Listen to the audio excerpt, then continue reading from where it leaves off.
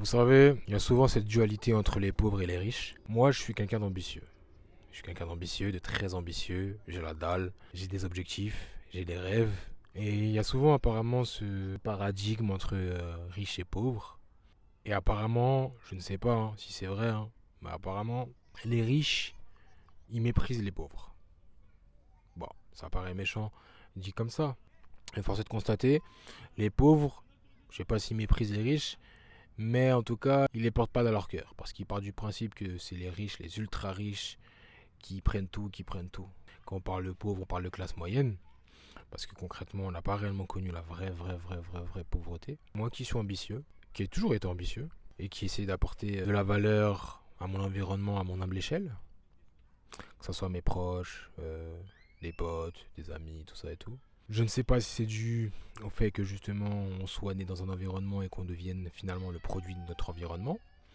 Parce que je pars du principe que s'il y a des personnes comme moi ou comme d'autres personnes qui ont pu s'en sortir et apporter de la valeur au monde et être riche ou je ne sais quoi, c'est que on n'est pas forcément voué à rester éternellement dans l'environnement dans lequel nous avons grandi. Je pense que toute personne est attirée par une élévation. Il faut de quoi pouvoir entretenir cette ambition-là. Et force est de constater, ce n'est pas simple parce que il y a justement les sentiments qui rentrent en compte lorsque nos proches nous disent non, c'est pas possible, mais non, tu sais ci, tu sais ça.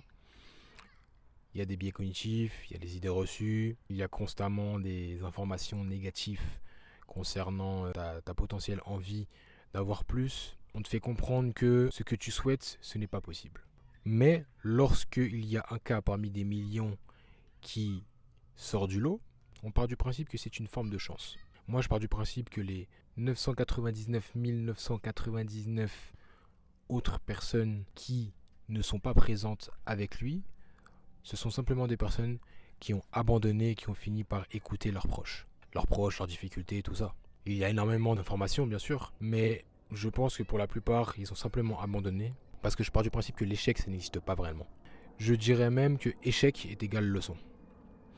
Beaucoup trop de personnes partent du principe qu'elles ont échoué une fois, ben ça y est, ça ne se reproduira plus jamais et ce n'est pas possible. Je pense que c'est dû à l'école. On a créé une forme d'aversion envers l'échec, envers les erreurs. Il fallait absolument avoir un 20 sur 20 plutôt qu'autre chose.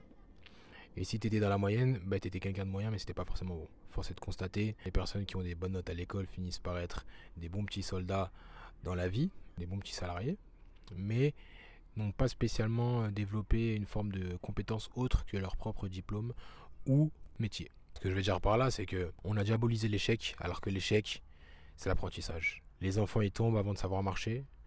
Pour autant, on considère qu'à partir de 18 ans, une fois qu'on est rentré dans le cycle ou le cercle de la vie, enfin la vie sociale, le monde du travail, plus de grosses erreurs. Parce que on est dans le monde du travail. Qui dit travail dit potentiellement argent lorsqu'on est salarié.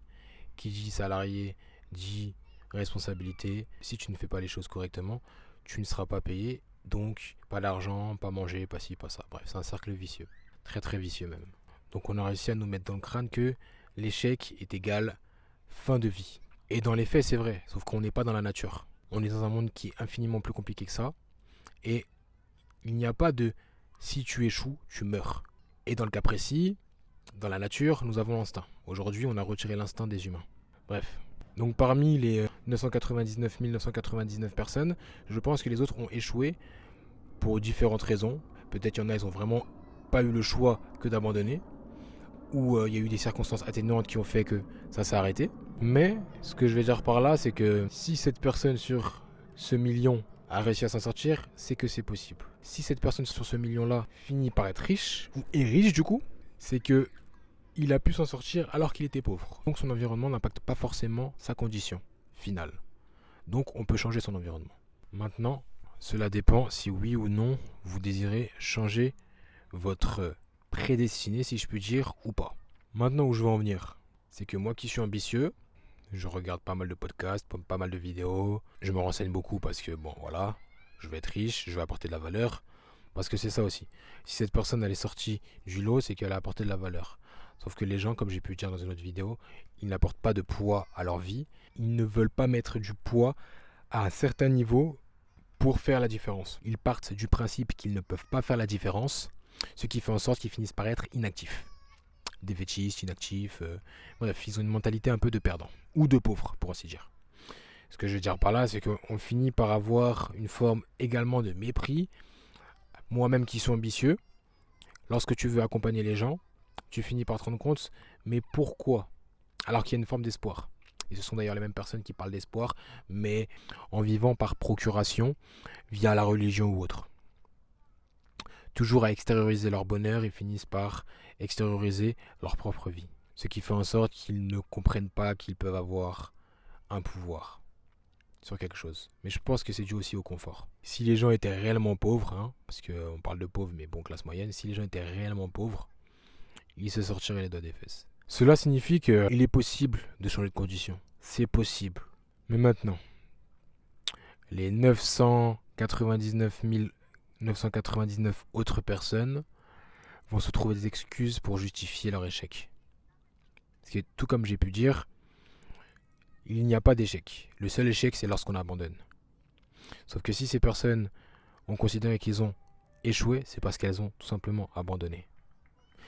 Lorsque tu abandonnes, tu as perdu. Fin du jeu. Tu finis par baisser tes standards. Et c'est ça aujourd'hui. C'est qu'aujourd'hui, il n'y a jamais eu autant d'opportunités de réussir leur rêve, mais il n'y a jamais eu autant également d'opportunités de fuir ses responsabilités. Et quand je parle de responsabilité, c'est de suivre ses rêves et ses objectifs. Parce qu'il y a énormément de perdants autour de nous. Et quand je parle de perdants, je parle de mentalité. Tout le monde peut devenir un perdant, tout le monde peut devenir un gagnant. Cela dépend du poids que vous voulez mettre à droite ou à gauche. Moi qui suis ambitieux, qui va être riche, qui manifeste, qui travaille sur moi-même, qui, malgré les idées préconçues que j'ai pu avoir, j'ai toujours eu cette envie de sortir du lot. J'ai toujours été différent d'ailleurs. À se demander si on est né ainsi ou si on le devient. Je pense qu'on le devient, mais que voilà, ça dépend. Tout commence par l'enfance. Ce que je veux dire par là, c'est que beaucoup trop de personnes finissent par en devenir méprisables. Elles ne veulent pas ça. Et lorsqu'on leur parle des solutions, elles ne prennent pas en compte les solutions. Elles partent du principe que non, c'est pas possible. Non, c'est pas possible. C'est un mensonge. L'espoir de réussite fait tellement plus peur que le confort de l'échec. C'est incroyable. Parce que la plus grande réussite aujourd'hui qu'on va nous sortir, c'est quoi? C'est les diplômes. C'est fini. C'est fini. On est dans un autre cycle. C'est terminé. Faut voir la chose différemment. Aujourd'hui, il y a Internet. Tout ce qui est diplôme, c'est... Tout ça, de toute façon, c'est du marketing. C'est du marketing. L'école, c'est du marketing. C'est pour qu'on puisse payer. C'est les parents qui payent. Ce sont les parents qui veulent mettre les enfants à l'école parce qu'ils partent du principe que l'État, l'éducation nationale, s'occupera mieux de leur enfant. Enfin bref, c'est un autre détail. Bref, les gens ils finissent par se déresponsabiliser, même dans leur chair. Même pour leur propre génétique, ils finissent par se déresponsabiliser. C'est abasourdissant, vraiment. Bref, ce que je veux dire par là, c'est que même en étant, entre parenthèses, comme eux, si je puis dire, entre parenthèses les pauvres, la classe moyenne, je finis également par avoir du mépris envers eux. Certaines personnes vont dire oui, mais tu sais, tout le monde n'est pas voué à, oui, oui, le truc, ok, d'accord, pas de souci. Si tu veux, tout le monde n'est pas voué à, mais pourquoi empêcher les gens d'avancer? Pourquoi mettre du désespoir dans la tête des gens? C'est être lâche. Et je pense que c'est ça le souci. Il n'y a plus trop de valeur. C'est pour ça que je suis là aussi. C'est pour créer de la valeur, c'est pour apporter de la valeur, c'est pour montrer aux gens qu'il y a beaucoup plus grand et qu'ils ne sont aussi pas que des êtres de chair. Parce que c'est ça aussi le souci. C'est qu'aujourd'hui, on nous met trop dans le crâne qu'il n'y a que la vie terrestre qui compte. Nous sommes également des êtres célestes. Et ça devient problématique. Parce que on nous fait croire qu'on est simplement des corps. De plus en plus, je m'ennuie auprès, entre parenthèses, des pauvres. Je sais pas si je peux avoir un mépris ou autre, mais bon, disons que on a beau apporter toutes les solutions du monde, toutes les vidéos, c'est juste une simple vidéo, mais ils préfèrent tout simplement aller, augmenter leur taux de dopamine dans des conneries du quotidien. Ils sont baignés dedans. Et je pense qu'en fait, ils veulent un résultat sans forcément fournir les efforts. Et attention, je sais que c'est pas facile parce que même pour moi, qui suis déterminé, qui suis ambitieux, ça n'est pas facile tous les jours, mais j'abandonne pas. Je pense que le plus grand souci en fait, c'est le fait d'abandonner. À partir du moment où tu abandonnes, où tu entrevois une quelconque idée d'abandon, là ça va être compliqué. Je pars du principe que tout le monde peut réussir, tout le monde peut être exceptionnel.